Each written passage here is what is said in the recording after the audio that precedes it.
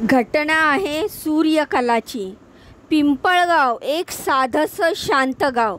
तिथे राहायची सूर्यकला सरोदे।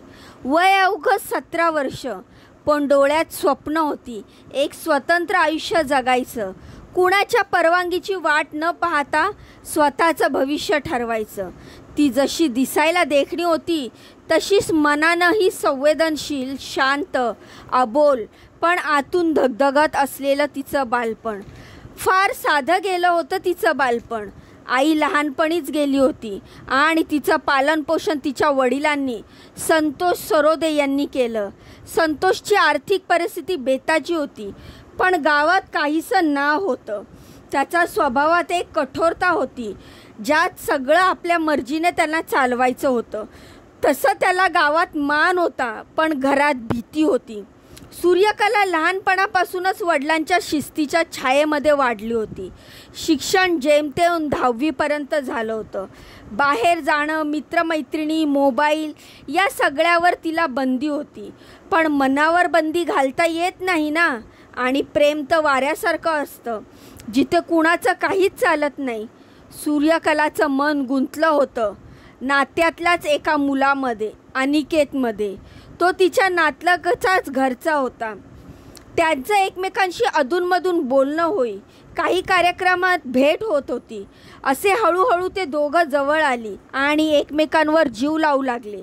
पण त्यांचं नातं समाजाच्या, विशेषतः ते कुटुंबाच्या चौकटीत बसणार नव्हतं, हे दोघेही जाणून होते की यावर घरचे विरोध करणार। पण त्यांचं प्रेम इतकं प्रखर होतं की त्यांनी सगळ्या भीतींना झुगारून एक निर्णय घेतला, पळून जाऊन लग्न करण्याचा। एका रात्री जिथं सगळं घर झोपलं होतं, सूर्यकला अनिकेतसोबत गाव सोडून निघून गेली। संतोष सरोदे हे सकाळी उठले आणि मुलगी घरात नाही हे लक्षात आलं। त्यांच्या मनात काय वादळ उसळत असेल हे शब्दात सांगणं कठीण होतं। माझ्या मुलीने पळून जाऊन लग्न केलं, ही बातमी गावभर वाऱ्यासारखी पसरली। संतोषच्या डोक्यावरची टोपी उतरली होती, लोकांच्या नजरा कुजबुजत होत्या आणि हसणं हे ते लोकांचं त्याला सहन होत नव्हतं। इतक्या कष्टानं त्यांनी मुलीला वाढवलं आणि तिनं असं केलं होतं। लोक काय म्हणतील हे विचार संतोषच्या मनात तडतडत होते। त्याला वाटत होतं मुलगी म्हणजे त्याच्या प्रतिष्ठेवरचा डाग आहे। त्यांनी तिला परत बोलवायचं ठरवलं, पण हेतू काही वेगळाच होता। संतोष आणि त्याचा भाऊ नामदेव या दोघांनी परत तुमचं लग्न लावतो, आपण मंदिरात मोठ्या थाटामध्ये तुमचं लग्न करू, असं अनिकेतच्या कुटुंबालाही सांगितलं। आणि पीर पिंपळगावच्या मंदिरामध्ये दोन्हीही कुटुंब भेटली। तेव्हा नामदेव सरोदे यांनी अनिकेतच्या वडिलांना मागणी घातली, अर्धा एकर शेत जमीन सूर्यकलाच्या नावावर करायला हवी। पण अनिकेतच्या वडिलांनी त्याला नकार दिला। त्यामुळे संतोष संतापला। लग्न पुढे ढकलण्यात आलं आणि सूर्यकलाला परत घरी नेण्यात आलं। तिच्या डोक्यावरून माया दाखवणाऱ्या बापाच्या मनात त्यावेळी एकच विचार होता, ही मुलगी आता जिवंत राहिली तर माझा मान संपेल। त्या रात्री घरात भीतीचं गूढ सावट होतं। सूर्यकला शांत होती, पण तिला भीती वाटत होती। वडिलांवर अजूनही विश्वास होता, पण अंधारात वडिलांचा राग उफाळून आला। संतोष आणि नामदेव दोघेही तिला घेऊन शेतात गेले। कडुलिंबाच्या झाडाखाली त्यांनी दोरीच्या साहाय्याने तिला गळफास दिला। ती धडपडली, विनवण्या केल्या, पण त्या दोन चेहऱ्यावर कोणतीही भावना नव्हती, ना दया ना पश्चाताप। ती गप्प झाली, मृत झाली।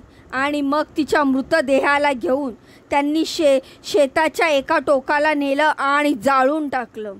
सकाळी गावात आवाज उठला, सूर्यकला मेली, आत्महत्या केली।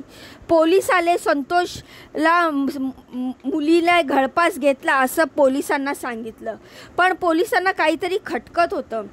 जिथं मृत्यू झाला तिथे कुठेही आत्महत्येचे स्पष्ट पुरावे नव्हते। पोलिसांनी अधिक तपास सुरू केला। मृतदेह जाळल्याचं समजल्यावर पोलिसांना शंका बळावल्या आणि अखेर दबावाखाली संतोष आणि नामदेव सरोदे यांनी गुन्ह्याची कबुली दिली। हो, आम्हीच मारलं, बदनामी झाली म्हणून, प्रतिष्ठा वाचवण्यासाठी।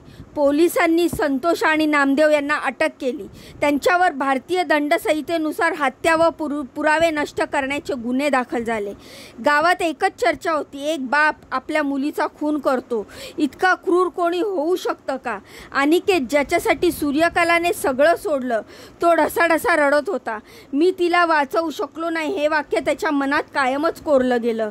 सूर्यकला गेली, पण तिचा मृत्यू एक आरसा बनून राहिला समाजाच्या खोट्या प्रतिष्ठेला. एक बाप ज्याला लोकांचा मान हवा होता, त्याने आपल्या लेकीचा जीव घेतला, पण समाजाने काय केलं? शेवटी त्यालाच हत्येखोर ठरवलं.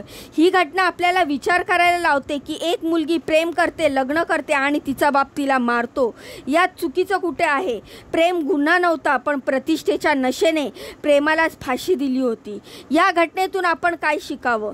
सूर्यकलानं प्रेम केलं ते तिच्यापासून मनापासून, पण समाज आणि तिचे वडील प्रेमाला एक अपमान मानत होते.